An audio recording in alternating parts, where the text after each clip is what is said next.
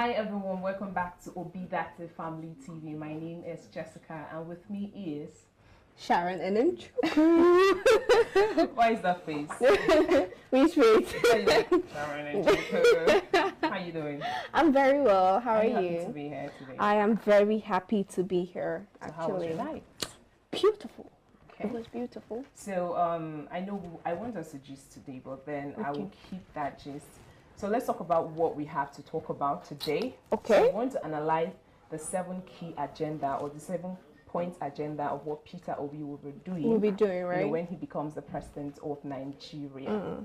But what do you think about the whole thing before we start listing them? Okay. First of all, you know how this thing took time before it was released to the general public, and everybody was like, Peter Obi, where is your manifesto? Yeah. What's keeping it?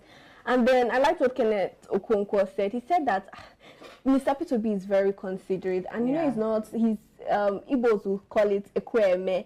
He says and he does what he's saying. So he was trying to, before this came out, he was working with what did they even call themselves? I think human rights. I can't remember the people he was working with, but then he just wanted to make sure that what he was delivering to Nigerians was just exactly, and they could actually provide solutions to this thing. So that was why it was taking time. It's not like some other candidates, you know, that some professor will just come and scribble down something, and then I'll come and say, I will take dollar from 700 to 10 naira. Yeah, they will change the life of people. Yes. It's the way they are so bold in lying. Like, how can you be so bold in saying something that we all know that you cannot achieve? And before we dive into what I have to talk about today, what we have to discuss, let's look into some of the things that's been happening so far. So somewhere in Ogun State, I don't know if it was yesterday, there were a lot of banners, you know, around the whole areas, and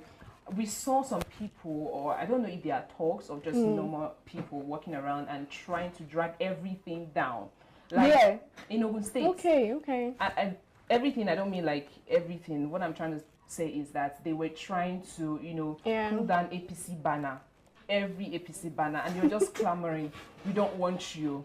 You did not do anything for us last year. You guys, you know, you're just saying different kind of things, and I'm like, okay, this is Ogun State, right? This is a Yoruba land. It's not like Anambra or Imo, or where when people begin to say, okay, they are being tribalistic, or it's because Peter Obi is Igbo or something. But then we see these things happening in various states, you know, and it shows that people are beginning to see that, okay, we don't want this people. By fire and by force. That's the funny thing. That's the funny thing, is by fire and by force. No matter the promises, right? Because they have all of this thing, I'm going to build this, I'm going to give you this, I'm going to give you that. But then we are tired of promises and failing to, you know, keep up with your promise. We are. But then let's quickly look into the 7-point agenda of what Peter Obi said he's going to do. And not just saying or telling you guys what he has said before, but then we will link it to the past achievements of what he has done so far, because the reason why we are talking about this, or the reason why we're stressing on the 7-point agenda, is because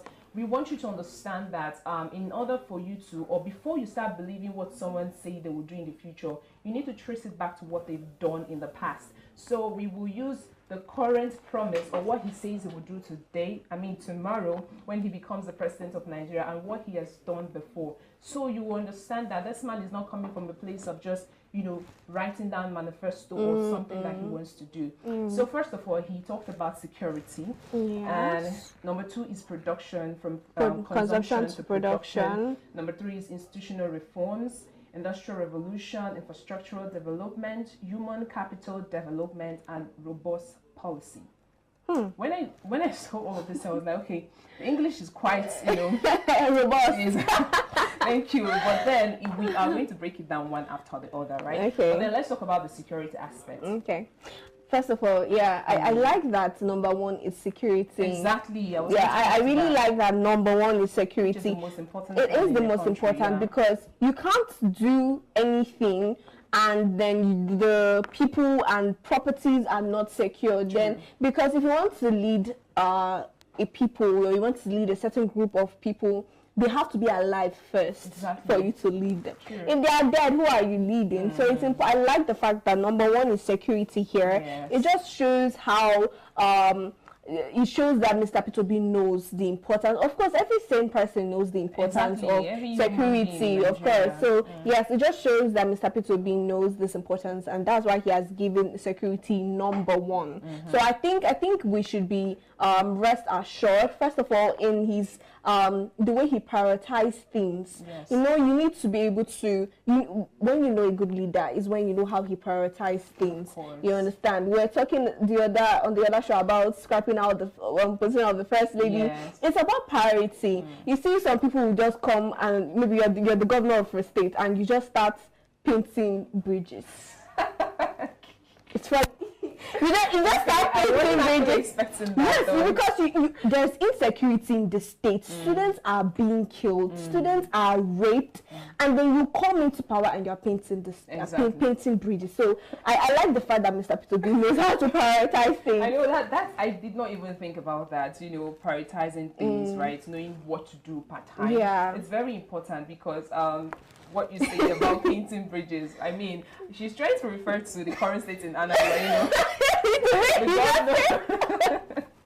No, I don't see anything bad in it, but then you made a point. Now, it is a point. We need to prioritize the most important things. I mean, we have a lot of things that we are facing in Nigeria, but then people are, you know, doing some other thing. Like, for instance, now the new Naira notes. I mean, there are other things we need to face in this country rather than, I think... there's a controversy. Yes, I don't really object to it, but then there are other things that are most important at the moment. Yes. You know?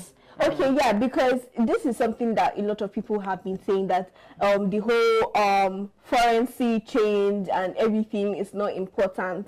But you know how Mr. P2B said that this forensic change is not peculiar to Nigeria. Yes, and you know that they gave us notice. Just that. That's about 4 months ago, but it seems as if yesterday. No, there's something about Nigerians that notice. Even during Christmas period, we wait till 24th December to go to the market and buy what we want for Christmas. That is tomorrow. Yeah. So they gave us notice, right? And that's what Mr. P2B was saying.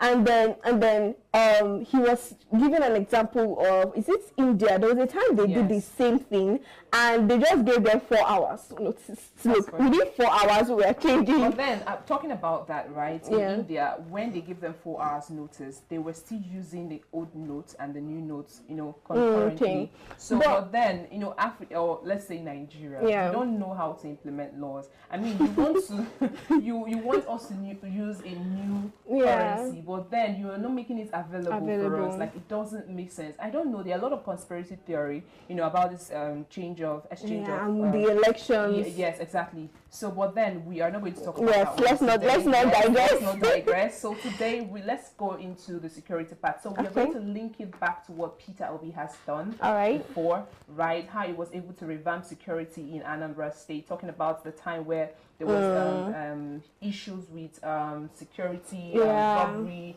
rape, and kidnapping. And it was so amazing how he was able to tackle those things. You know, we were talking about this issue one time on the show where the robbers were so confident to the extent that they were robbing for 4 hours. The confidence was just top notch. I mean, you were robbing for 4 hours, assured that nobody is coming to tackle you. You know, it just shows that the security in Anambra was so in a bad state. I like the fact that Peter Obi was able to, you know, put some certain things into consideration and was able to tackle that thing. Like, it was just out of for years.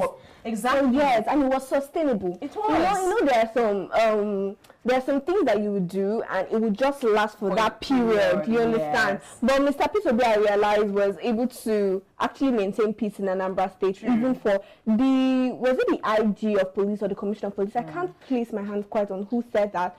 That was when he was commending Mr. P2B. He said that after when he was governor, for 5 years straight, there was no bank robberies anymore. There was no reports, nothing like that was going on. Compared to when they were robbing a bank 3 different banks for 4 hours, uninterrupted. Confidently. Like, you would just come and you won't even, the hastes that comes with robbery. That's what I'm saying. Like, you just calm down, just bring the money small, just be small. Because you know that no one is coming to tackle you. There is nobody that's coming to shoot like you. in lawless state. Exactly. That's really bad. Crazy. And that's the current state of Nigeria at the moment. The way people are, you will leave your business. Let's just use, for example, kidnapping at the moment. Yeah. Right? Kidnapping is like a lucrative business now in Nigeria. Someone that has been into the business, into any business, whatever, we will not be able to make huge amount of money that this kidnappers make in just one day. Exactly. So it's crazy. And this is what I'm very sure of Peter's capacity, to scrap out this insecurity in Nigeria. It doesn't mean that he's going to, do everything, but then I am very certain that he has plans. No, when you say that, there's something that people used to say that, I know that Peter Obi is not a saint. Of course he's not a saint. Definitely. But let's look at something. When he brought out the blueprint for Anambra State, and I looked at it, I saw that after we started the show and we're listing things that Peter Obi has done in the past. And then when I didn't even know that was a blueprint before like he became the governor. I didn't know that was what he wrote during his campaign, because everything that was there, he had done that. Exactly. I thought someone was just writing that barrel. I had to look up and oh my God. Before the manifesto came out. And that one. And I was thinking, oh my God, so this is what this man actually wrote before he became governor when he was campaigning. I'm like, oh my goodness, everything that was listed here, he did it. So of course, this 7-point agenda and everything he wrote, I just have this confidence that it's going to be the exact same thing. Exactly. He's going. Number one, it took time. Mr. Peter Obi actually took time to make sure before this manifesto came out, they were drilling him, and other people had already submitted theirs. Now let's compare past governments where they would release manifesto. Let's use change for example. Yeah, that's where the change was. They are going to sweep up the old system. Yeah, right? Sweep up the old system. It's not. I'm talking of APCO, this current one. Oh, yeah. Okay. So they would say they will change dollar. Dollar is one I cannot, and fuel. That I can't forget that one. That they will make fuel very. I can't remember how much. When I was 19, they said they were going to make fuel, and look at how much fuel is. Exactly. I think this is actually part of the change. I mean, we changed from 90 to... Oh, really now? So it's part of the change, but we don't really understand where the change is coming from. We thought it was positive change, but then it was negative change. Exactly. So, okay, let's move into the economic part, right? Oh, okay. Peter Obi talked about from consumption to production. Yeah, my favorite. I know you like that. And he was very particular about women. Yeah. How he will be able to, empower women to take them from consumers to producers. Yes. And that's something that we as Nigerians need to grab, or we need to, accept, because this is a time where we need to start empowering women, and everything. But then before we dive into this particular one and more to come, let's go on a very quick break. We will be right back. Show people say, now the logo be this. So that the way you want vote, when you reach there, you go see one will be umbrella, not be for Peter Obi. You'll see one will be broom, not be for Peter Obi. Now this one will Papa, Mama, Pikin, Day, and that one will be Peter Obi. So when you want vote, you come press that ink they'll put for your hand. You come put her for where this picture is. So now you go put her. That's why you take vote for Peter Obi.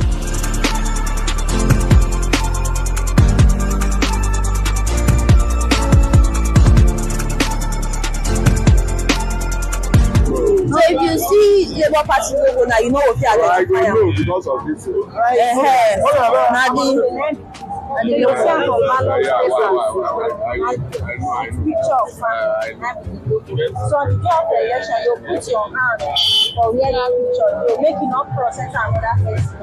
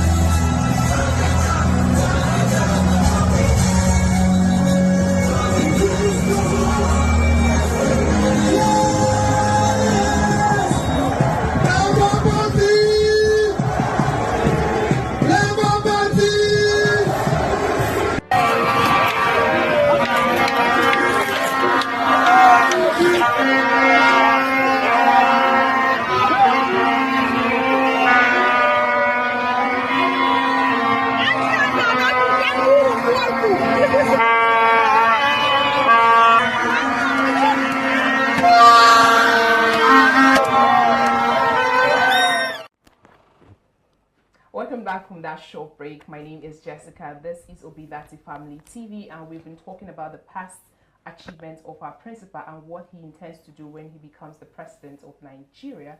And of course, I am not alone. With me is the beautiful Sharon and Chiku. I'm funny myself because the heat from your beauty is too much. Oh wow, it's too much, I just wanted right? to say that. Yes, that's why. Every time I said, just know that it's the heat of your beauty.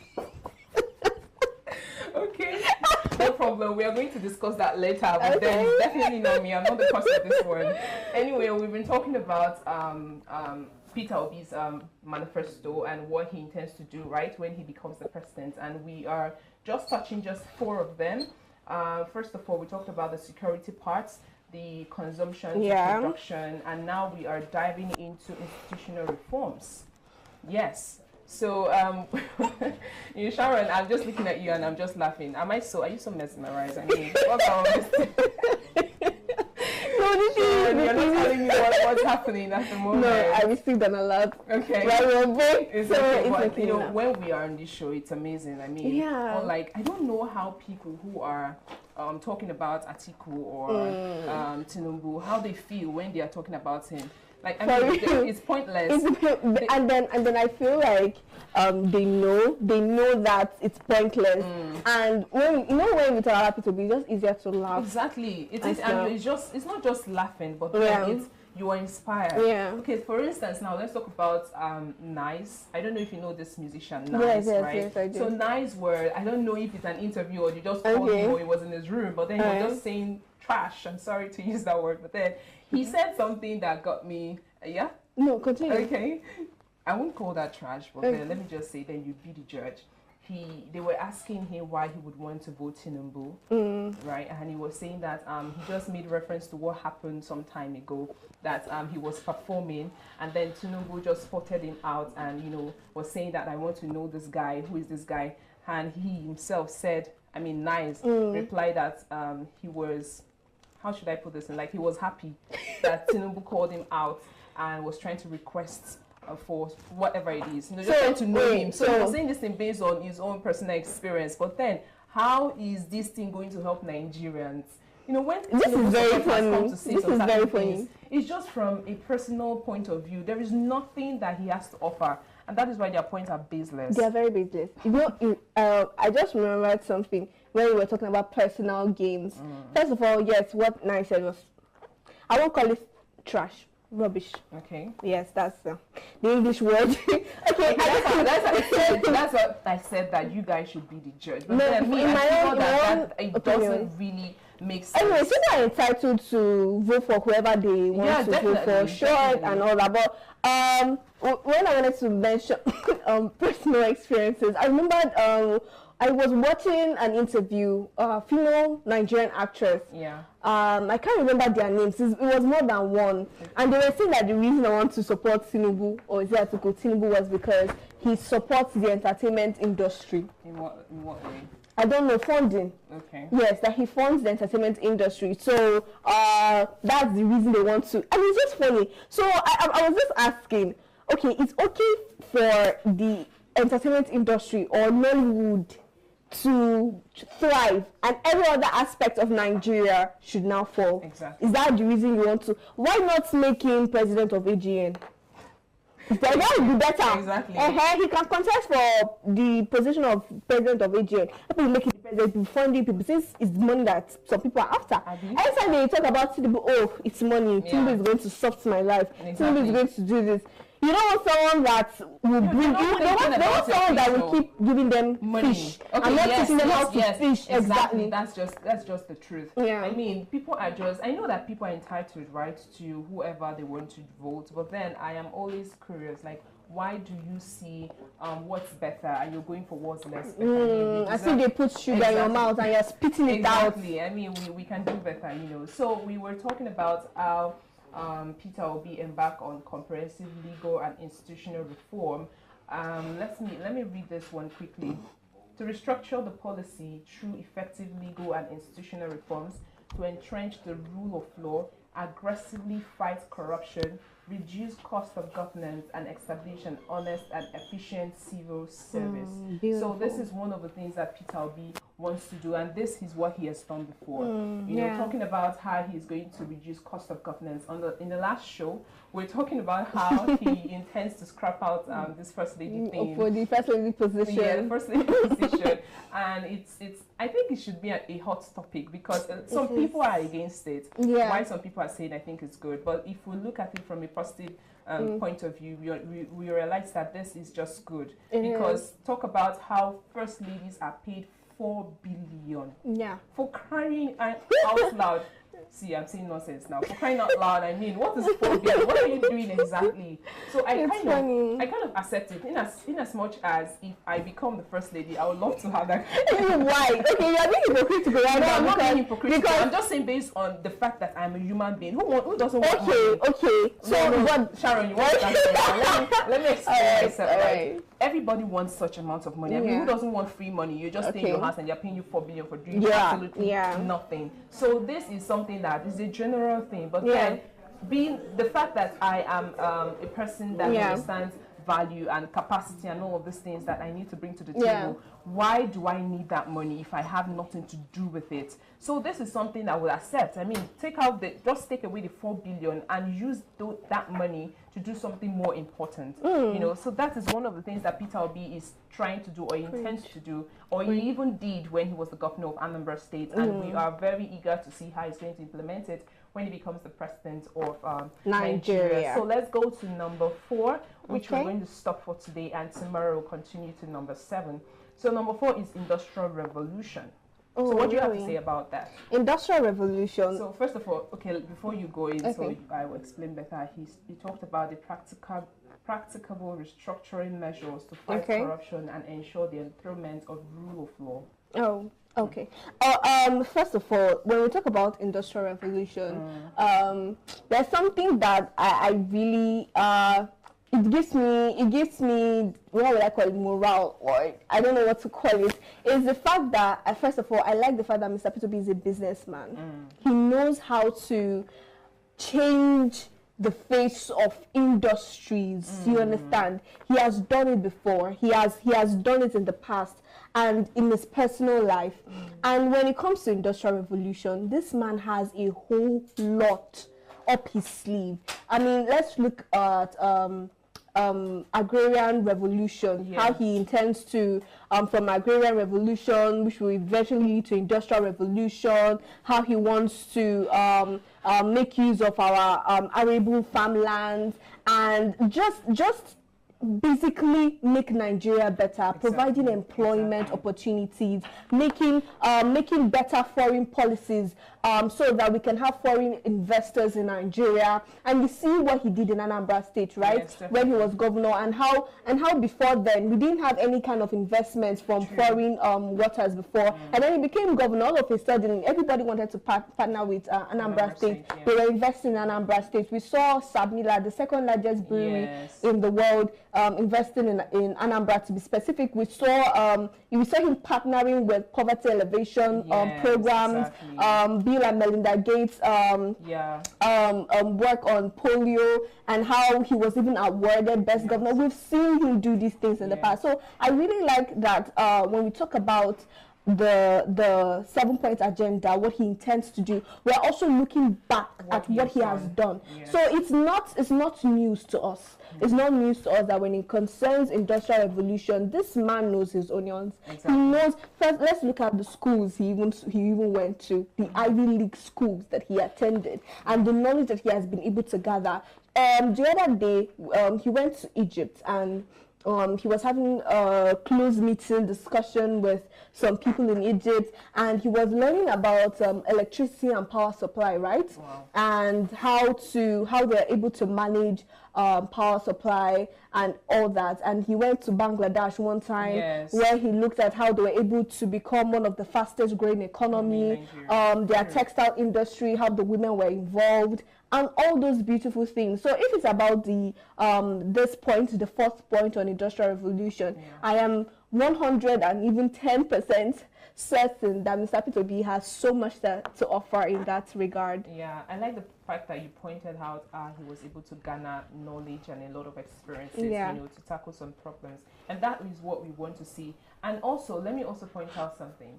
before I started becoming an obedient person, or before I started buying into the vision of Peter Obi, I was hearing him say stuff like, Nigeria can be better again, and everything. But then, personally, I have lost hope when it comes to Nigeria. I never had this mind that Nigeria can be better. I mean, it goes from one trouble to greater trouble, one level of wahala to another level of and then wahala. it looks like the past is better than exactly. Like when you maybe you begin to think that, okay, last year was worse. Before you know, next year become worse. The pressure is getting worse.